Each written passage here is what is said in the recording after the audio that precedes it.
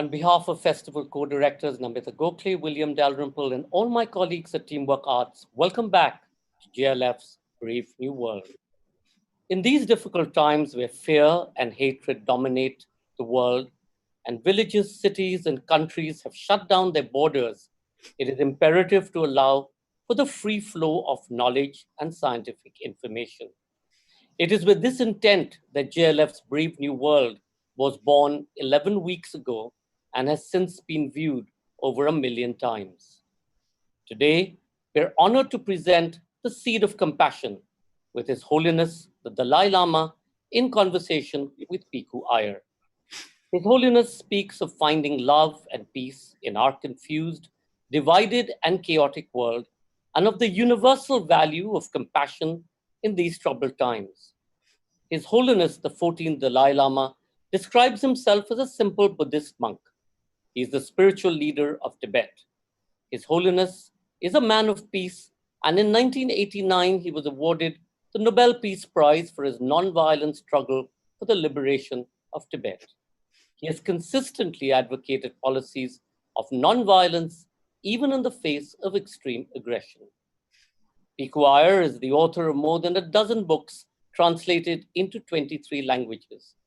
His latest work is a new book on Japan titled Autumn Light, followed by a beginner's guide to Japan, and This Could Be Home, set to be published shortly. Good. Please do remember to comment and ask questions by typing it in the comment section.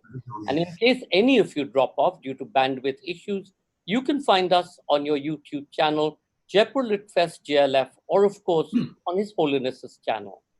Ladies and gentlemen, the Seed of Compassion, His Holiness the Dalai Lama in conversation with Pico Iyer.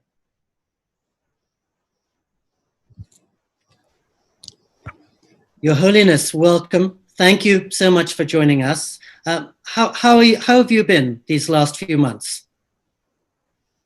Has your health been good? Oh, yeah.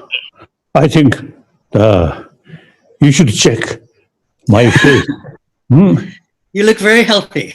Oh, very healthy. And my voice quite strong. Yes. Yes. All this, I believe, because of India's, the tradition, Karuna and Ahimsa. So these 1,000-year-old India's tradition really, it gives me self-confidence and inner strength. As a result of practice of, Karuna, wherever I go, I always feel we are same human being. Now scientists also say, we human being, social animal. Any social animal, by nature, there is a sense of concern of the community. So we human being, social animal.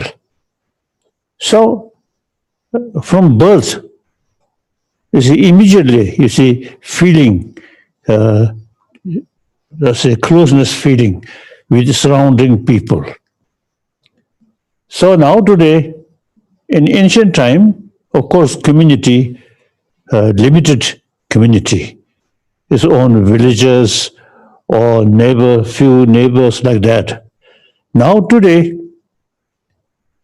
the reality, the global economy, no national boundary. Whole world, east, west, south, north, whole world is actually one community. Then now, particularly now today, we also, facing global warming.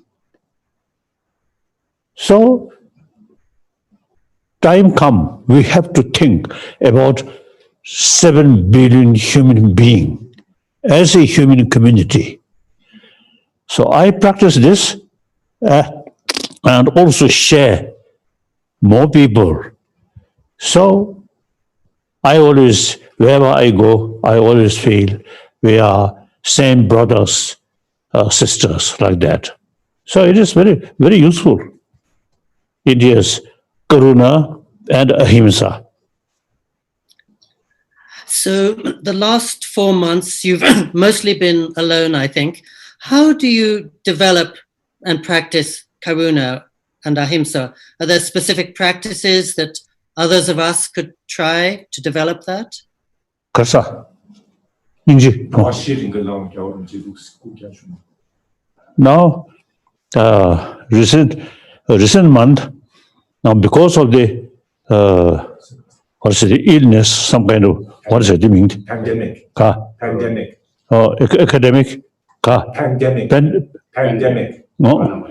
So this problem, so you see, the concerned people, you see, asked me, I should not meet people, except, you see, this, like this, television.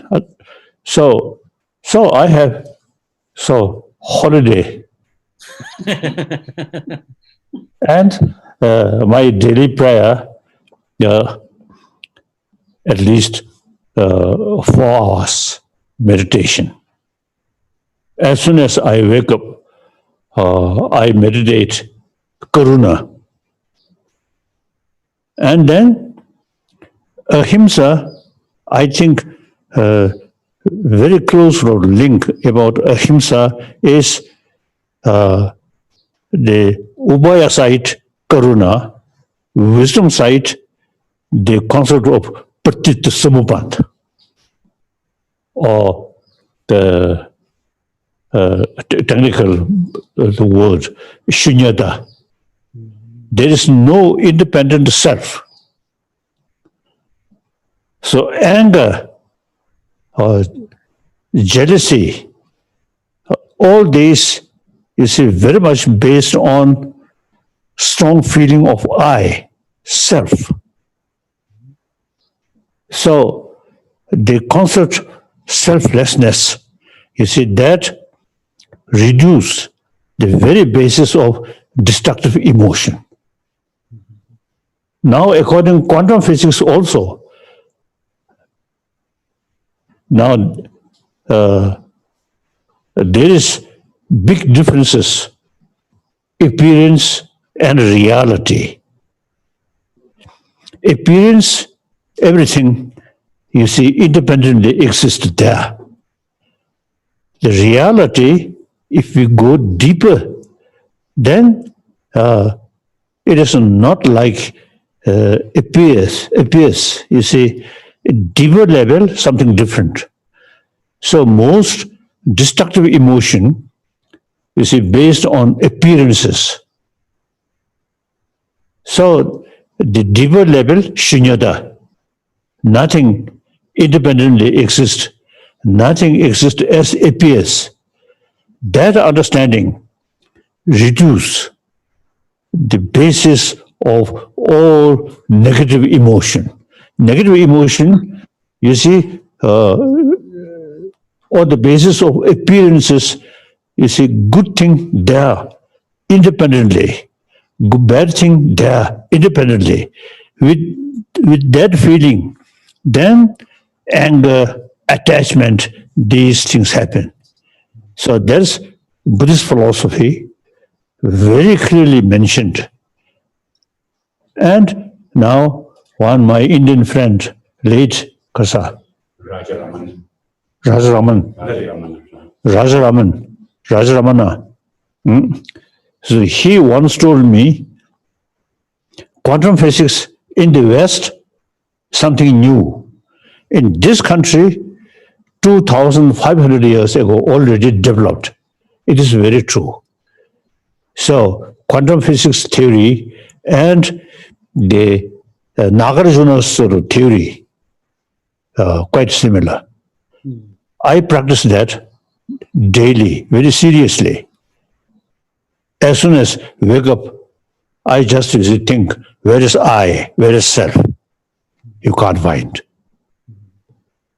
So feeling of self, or that at the basis of anger, attachment, fear. So that feeling reduce, all these negative emotion automatically reduce. The positive emotion, such as Karuna, these are based on reason, not on the basis of appearance, but deeper level. So therefore, it is quite, how to say,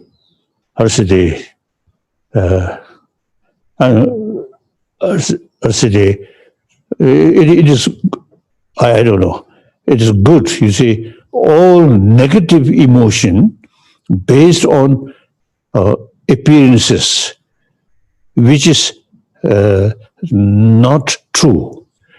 All karuna, or like all these positive emotion, not based on that. So you see, through reasoning, you can increase karuna. So India, 3,000 years already concept of karuna, and for that, shamatha, vipassana, you see, method training our mind already developed in this country. So these very, very useful for me, very useful. When wake up morning, I just start thinking, where is self?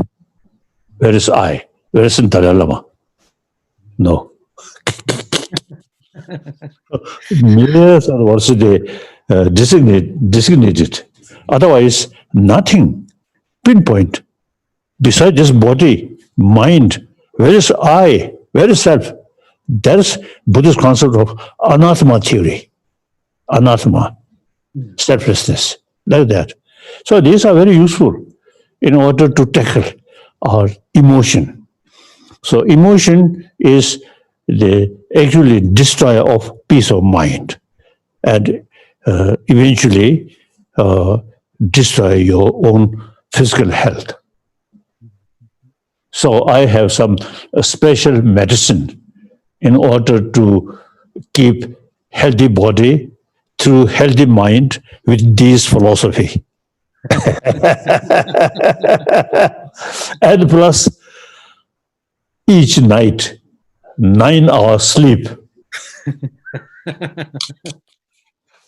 One time in East India, I think 3-4 years ago, when I was there, one Indian politician also there, one politician, BJP politician there.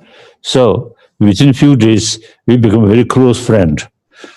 So then one morning when we met, he asked me about my rest or sleep.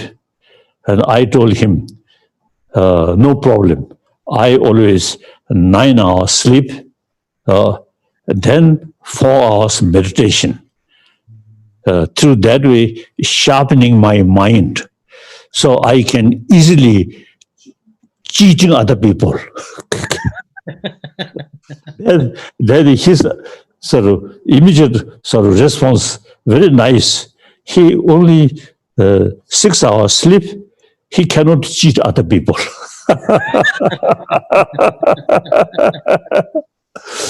So sleep also important, isn't it? Yes. And I think quite deep sleep, so not much dreaming. Short period, some dream. This morning, so about, I usually used to get up 3:30 morning. And about 3, just short sleep, some dream, say some some deities, some kind of blessing here, Om, Ah, Hum, like that. So it is good. It is good. whether you see these are they realistically effect or not, mentally, emotionally, very helpful. So all these knowledge come from India. So these days, I emphasize the India should revive 1,000-year-old India's tradition about mind, about the inner world, the modern education. You see, much sort of oriented about material value and including physical.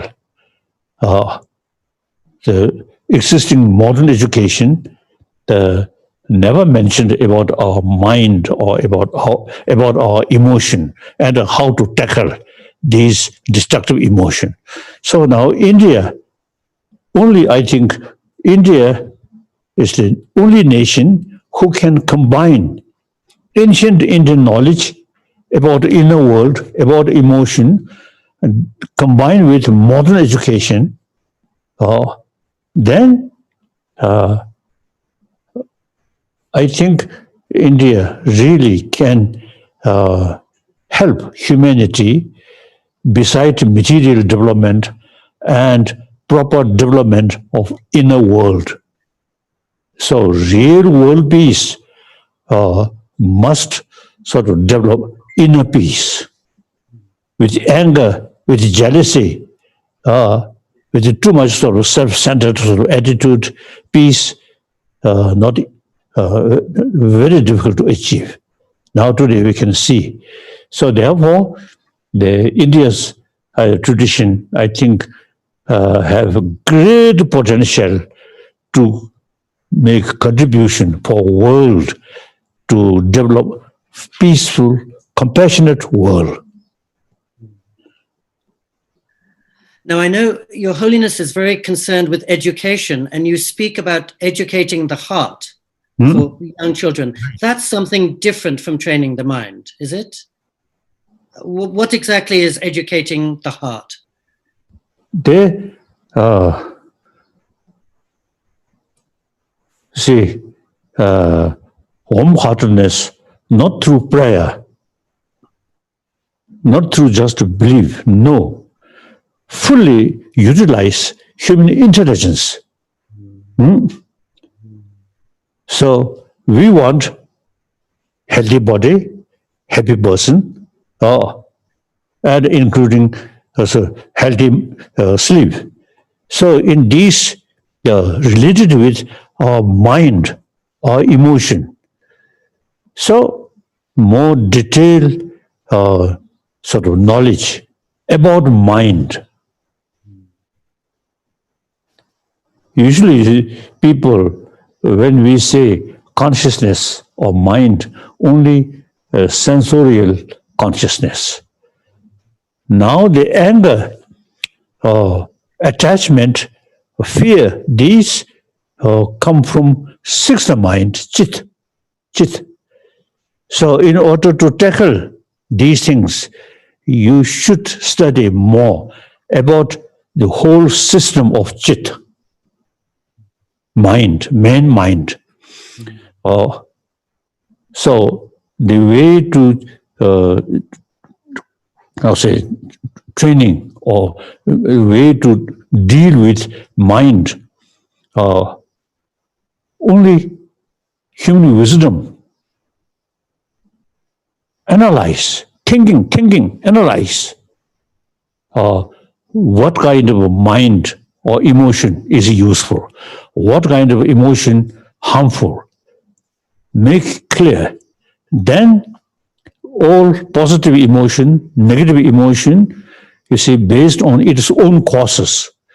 So in order to deal these different emotion, we have to think deeper level, what are the causes of anger? What are the causes of the compassion? Then think more seriously about the deeper level of causes of these emotion. Then try to make effort, positive the sources of positive emotion increase. The sources of destructive emotion with knowledge then can reduce. So the human brain, very important.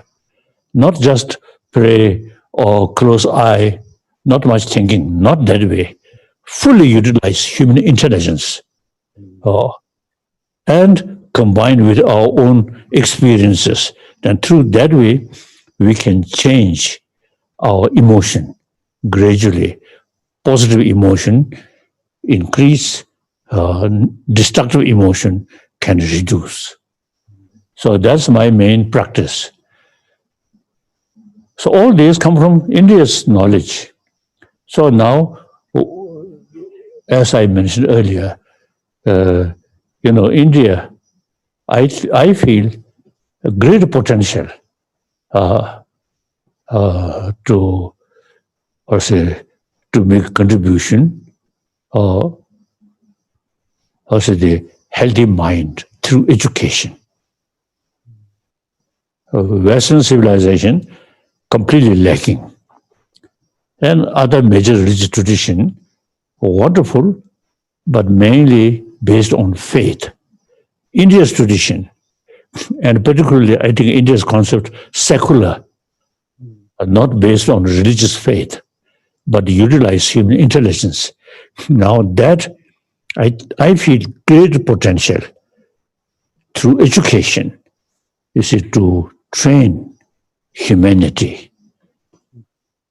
So now, you may already know, I have 4 commitments. Number 1 commitment, I am human being. I am one of the 7 billion human beings. As I mentioned earlier, human being, because social animal, basic nature is compassion. Therefore, without touching religion, simply scientific sort of research and try to promote warm-heartedness. This is my number 1 commitment. Number 2 commitment, religious harmony. It is unthinkable. Conflict, killing in the name of religion, unthinkable. All religion, in spite of different philosophy, all teach us loving kindness, forgiveness, tolerance. Religious harmony, very important. It is very possible. Look, India, over 1,000 years, you see different religious tradition there. At the intellectual level, scholar level, there's sometimes debate, but almost none physical action. So now here in India,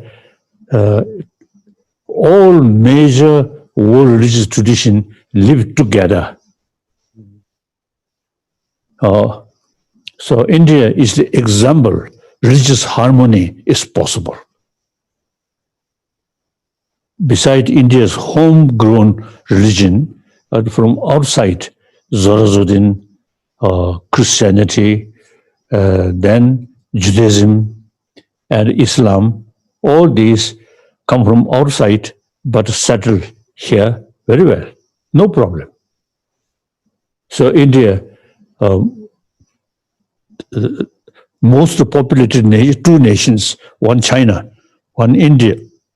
So now India, most populated democratic country, religious harmony over 1,000 years there. So it is possible. So I try to promote religious harmony. Then my 3rd commitment is about Tibet. I'm Tibetan, so Tibetan people trust me. So I have moral responsibility.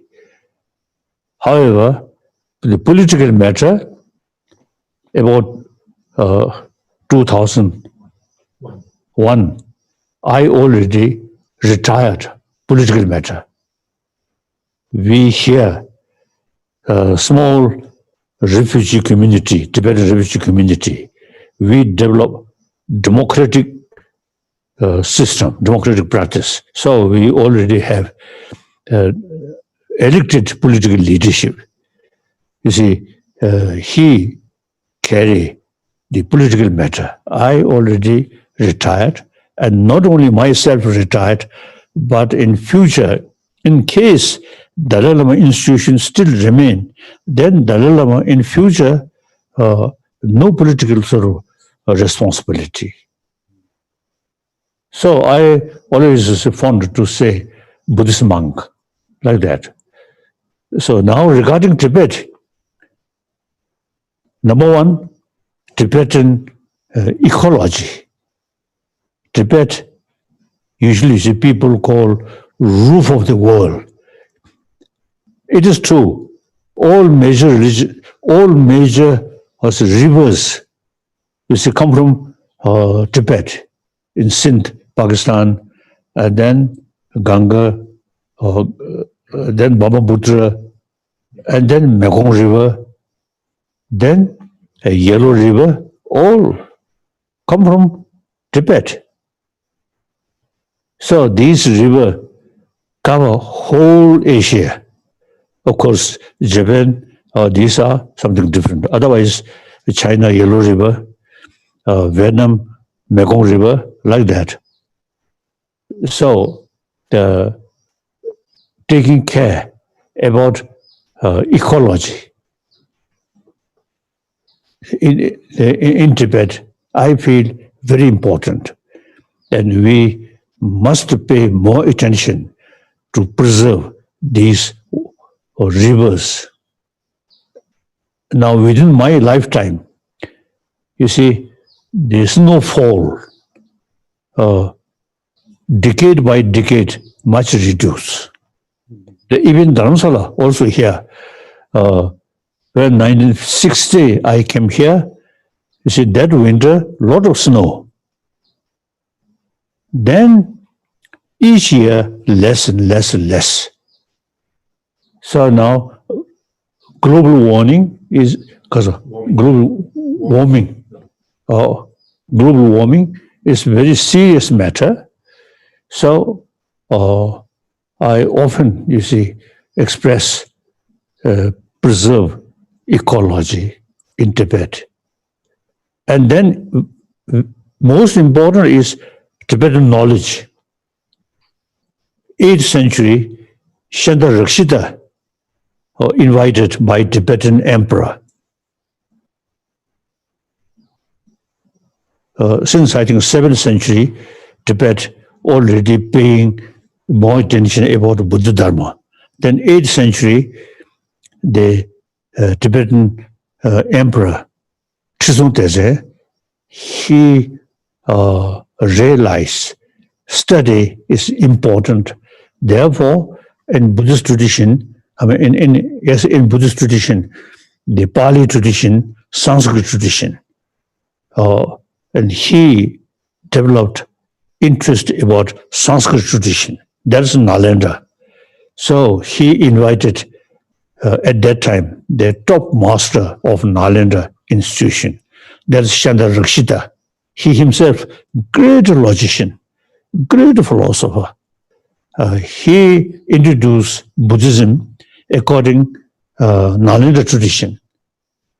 So we Tibetan, you see, follow his advice sincerely over 1,000 years till today. So I think I may say, you see, the Nalanda tradition, very sophisticated, logical philosophy like that. And with that, Tibetan sharp mind, very good.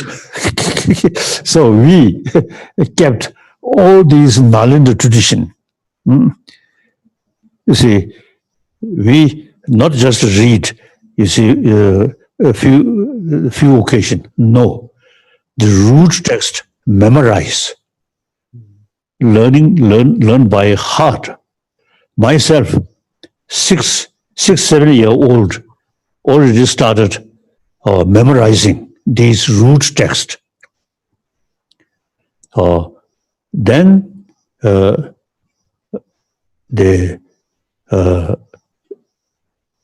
each word explained according commentary wrote by Nalanda master, and of course Tibetan masters commentary also there.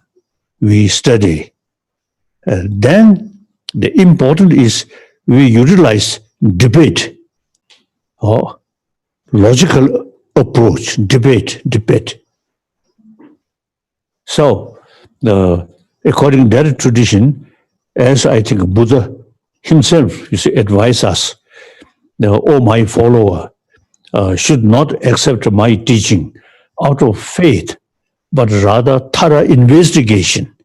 The Buddha himself, expressed to us. So Nalanda master exactly followed that. So even one Buddha's own sort of word, we raise question, why? Investigate. We never say, oh, since this is Buddha said, we must be true. No.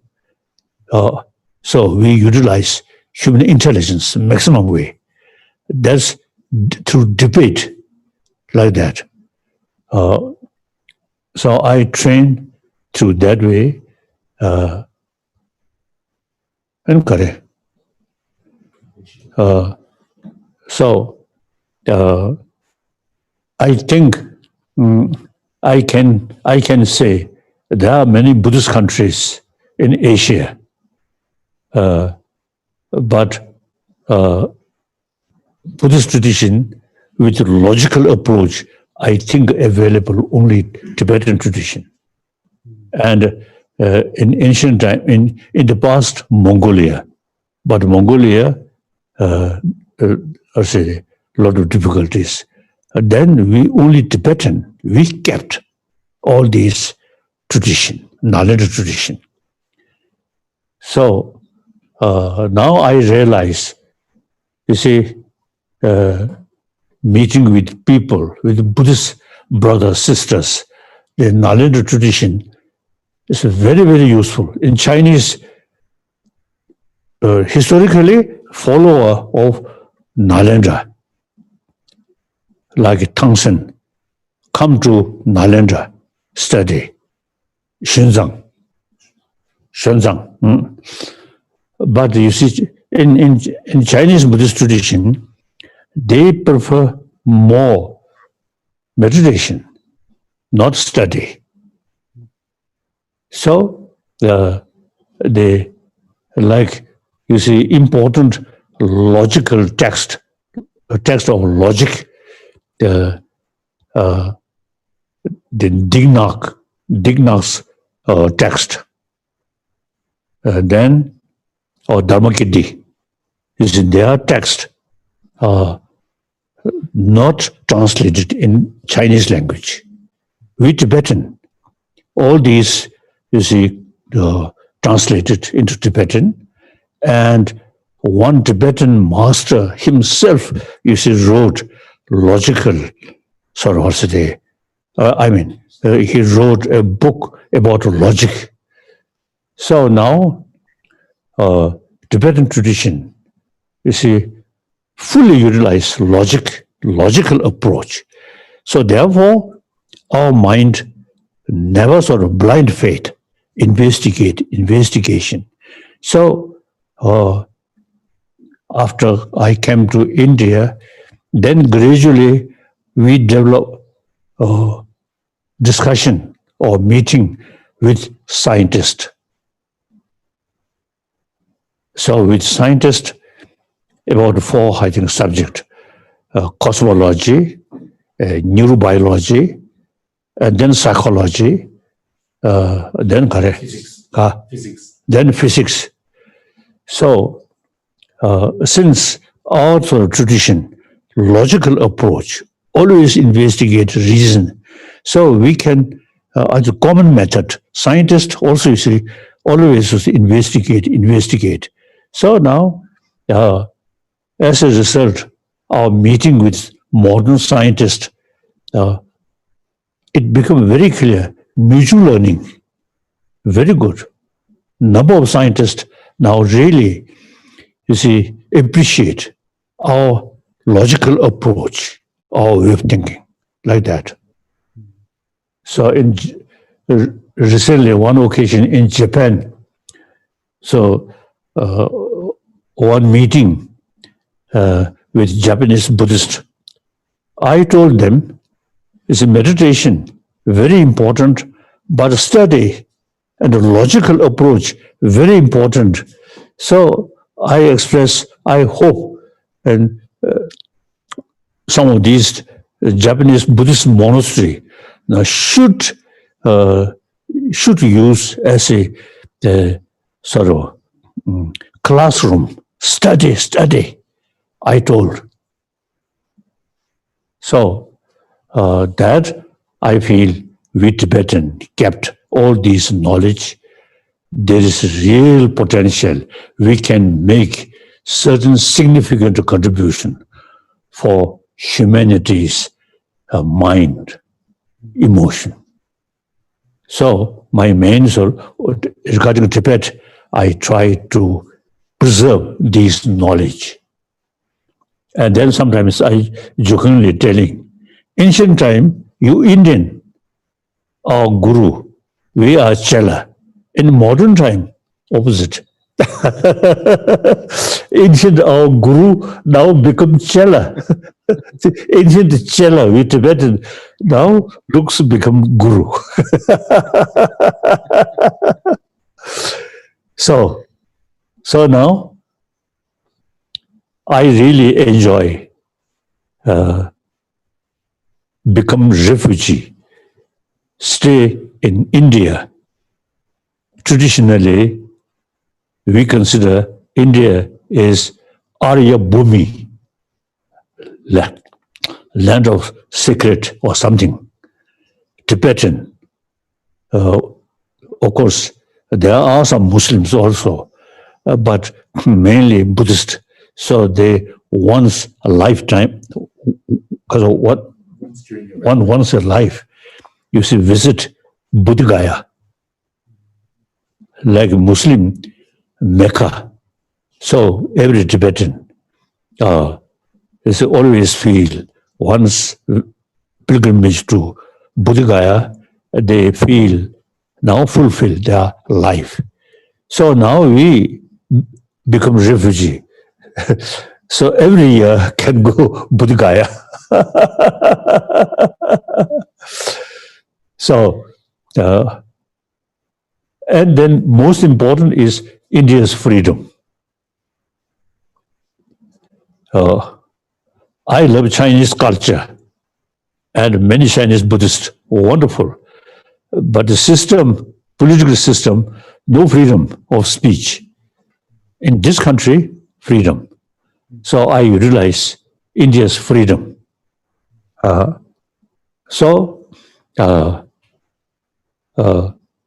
As a refugee, in a way, unfortunate, in a way,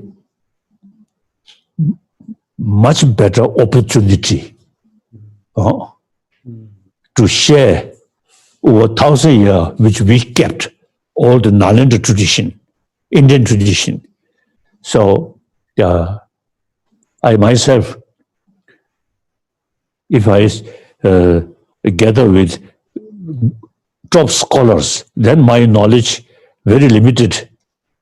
But among the ignorant people, my knowledge quite good. So I can utilize about my limited knowledge. And my advantage is I can speak Buddhist philosophy combination with modern science, like that. So in bigger Tibetan monastic institution, which we re-established in South India, now in their class, one subject, science, also we introduce. So in one big monastery in South India, you see, they they created their own sort of the science research class, or like that. So we, I feel very, very fortunate. We stay in this country, utilize fully India's freedom, and then on top of that, I feel great honor. I am longest guest of Indian government.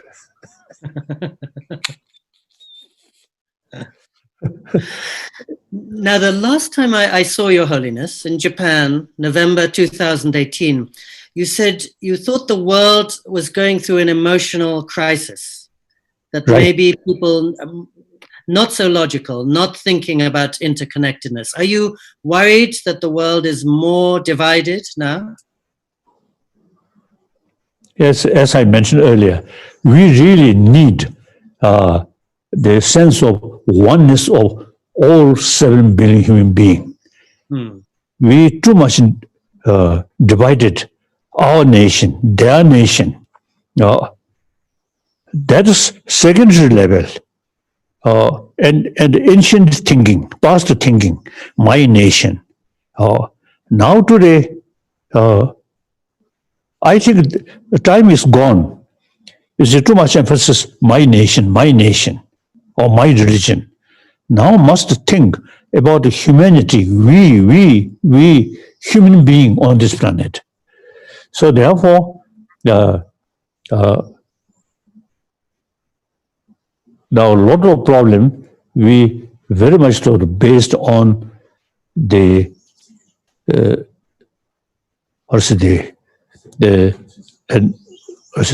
on the level of small nation, small country. And actually, concept of war very much related with feudal system. In the past, feudal system, king, queen, or sometimes even religious leader, their own sort of much thinking, much concern about their own power. So then very much sort of strong concept of we and they, then conflict, killing. So I feel the warfare, killing is related with feudal system. So that gone. Now democratic country, democratic world. I think, for example, each soldier, if we ask, do you really willing to sacrifice your own life for the nation, or you prefer peace? I think individual soldier may say they want peace, but under order, so they with weapon they have to go sacrifice their own life, not voluntarily, but under order. That's a feudal system, like that. So now, through education, we really can develop peaceful world and utilize human intelligence world. As I mentioned earlier, economy on these things, the no national boundary, think humanity, then each community get a maximum benefit. Like that. So that's my commitment. One way, I'm refugee, stateless. One way, I belong humanity. And then, as I mentioned earlier, longest guest of Indian government. So I'm very happy. with India's freedom, so we can meet, and we can discuss everything. Okay.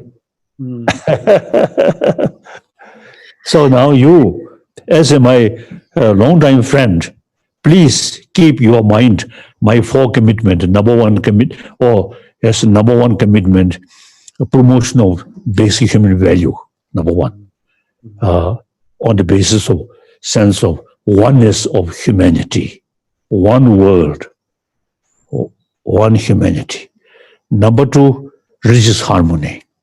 Number three, preservation of Tibetan ancient knowledge, which come from India. Then fourth, my commitment is I'm trying to revival of ancient Indian knowledge in modern India. So modern India, the education, modern education introduced by Britisher, they do not know about value of ancient Indian knowledge. Then I think Mahatma Gandhi ji, I think more concerned about non-violence. So it seems to me not pay much attention about deeper Indian psychology on these things. Then Pandit Nehru, more westernized. So when India got independence, I think India should think seriously the education system. Besides modern education, ancient Indian knowledge, secular way, as a the academic subject, not religious subject, I think should introduce in Indian education field. Now, I still feel not too late. It is possible to combine ancient Indian knowledge about inner world and modern education combined. Then India, already now peaceful nation, South India, West India, North India, East India, Central India, different language, different script, but very peaceful. And all happily remain big India's union. So now, with that, in education field, should include some ancient Indian knowledge, mainly ahimsa, Karuna, secular way in education field. I think India can combine these two things. Now, not too late. So that's my fourth commitment. So please keep in your mind. I think your Holiness is an optimist. You feel you'll soon be 85 years old. Do you feel that the world is better than when you were a child? That it's improving? I think improving. I always feel the spirit of European Union, First World War, Second World War, like German and French, there are a lot of killing, each as in their enemy. After Second World War, and then de Gaulle and Adenauer, they feel now killing each other, now enough, now better to think some union. So they develop European Union. The French and Germany, I think historically the arch enemy.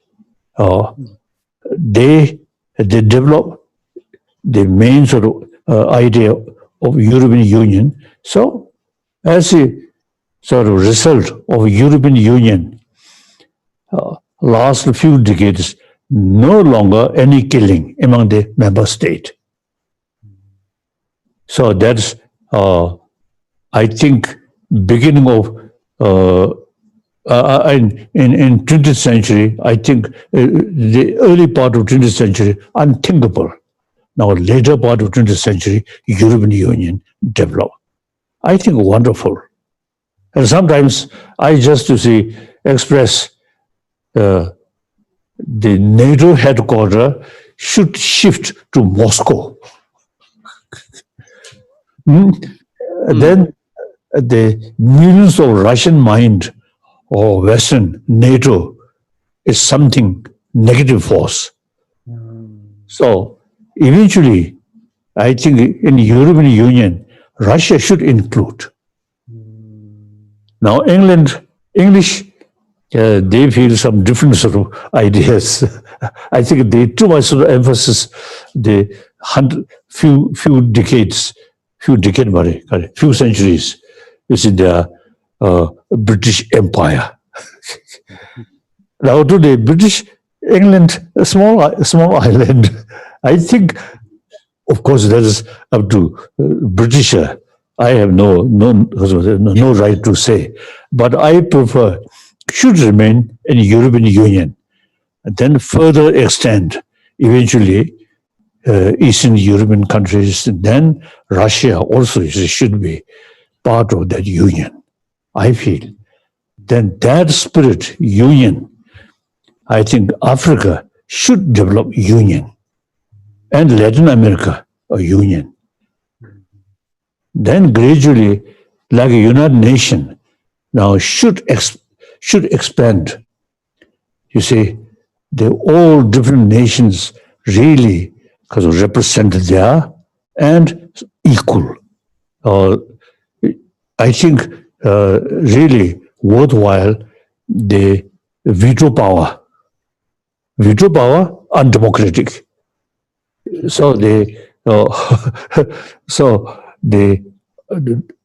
purely democratic sort of spirit. Now today, United Nations, I think wonderful. Wherever the poor human beings, difficulties or starvations, like the recent bombers, the one community. United Nations really pay much attention. Then Yemen. Mm-hmm. So at present, the United Nations sort of the Secretary General. Leader also very good now thinking. Really, you see, they seriously all these poor people. And then of course one thing, the huge gap rich and poor. That is also the millions of people, poor people, really facing, some cases, starvation. Really unthinkable. So according to the sense of oneness of a human being, the gap rich and poor must reduce. Like that. So like that. So the most unrealistic thing is isolation. That doesn't make sense. Isolation is a big problem. Isolation. Oh, yes. We really need a sense of oneness of human being. Otherwise, to say, my nation, their nation, my religion, their religion, that is the source of problem. Immediately, economically, also, you see, this creates problem. Then, a more serious way, fighting. Now, in our neighbor in this Kasadi, Syria, in this area, Shia Sunni killing each other. Unthinkable. I never heard problem among Indian Shia and Sunni. I never heard a problem because India's religious harmony. And the same Muslim country, now Shia country, like Iran or Saudi Arabia, and these Shia and Sunni also now source of problem, even fighting. Very sad, very sad. So, in such thing, India can make great contribution and eventually demilitarize the world in order to increase India's concept of ahimsa. Then world eventually can be demilitarized. Thank you so much, Your Holiness. Thank you for sharing all your wisdom. We will remember your 4 commitments And I'm glad that India will sustain the Nalanda tradition and Tibet has brought it back to India. Thank you so much. Thank you. Thank you. Bye-bye. Your Holiness, thank you so much. Thank you. Thank you so much, Pico, for that absolutely brilliant conversation and all your blessings and all your advice for world peace. We hope that comes through. Thank you all for watching and being such a great audience. We would like to thank all of you and hope you'll come back at 9 p.m. for our next session, Lessons from History, Neil Ferguson and Maya Jasanoff in conversation. The session with His Holiness that we've done right now will be available online on Facebook, JLF Lit Fest, and on YouTube, Jaipur Lit Fest JLF, and will be broadcast again at 7:30 p.m. We'd also like to thank our radio partners, Red FM, Bajate Raho. Thank you all. Stay safe, stay peaceful. Thank you.